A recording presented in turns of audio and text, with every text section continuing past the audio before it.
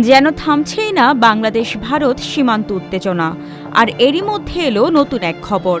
এবার ভারতীয় সীমান্তরক্ষী বাহিনীকে কড়া জবাব দিল বর্ডার গার্ড বাংলাদেশ। গুলির জবাবে বিজিবি এবার সরাসরি পাল্টা গুলি ছুড়েছে বিএসএফকে।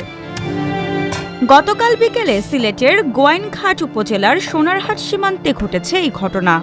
ভারতীয় সীমান্তরক্ষী বাহিনী গুলি ছুড়লে পাল্টা গুলিবর্ষণ করে তাৎক্ষণিক কড়া প্রতিক্রিয়া জানিয়েছে বর্ডার গার্ড বাংলাদেশ। সিলেট ৪৮ বিজিবির সংবাদ বিজ্ঞপ্তিতে এই তথ্য জানানো হয়েছে।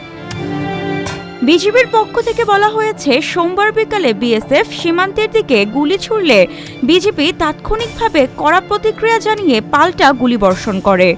তাদের দৃঢ় ও পেশাদার পদক্ষেপে পরিস্থিতি দ্রুত নিয়ন্ত্রণে আসে।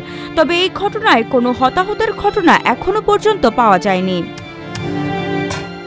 যদিও সীমান্তের পরিস্থিতি এখন অনেকটাই স্বাভাবিক হয়ে এসেছে এবং বর্তমানে সীমান্ত এলাকা শান্ত ও স্থিতিশীল রয়েছে বলে জানিয়েছে বিজিবি।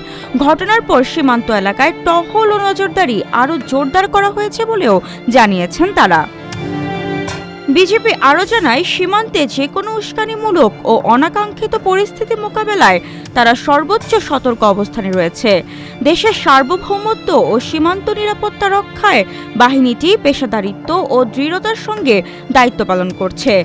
এছাড়া স্থানীয় জনপ্রতিনিধি ও সীমান্তবর্তী জনসাধারণকে অবৈধভাবে সীমান্ত অতিক্রম এবং সীমান্ত এলাকায় যে কোনো ধরনের অননুমোদিত কর্মকাণ্ড থেকে বিরত থাকার জন্য সতর্ক ও সচেতন করা হচ্ছে। সামান্থ আলী, আজকের পত্রিকা।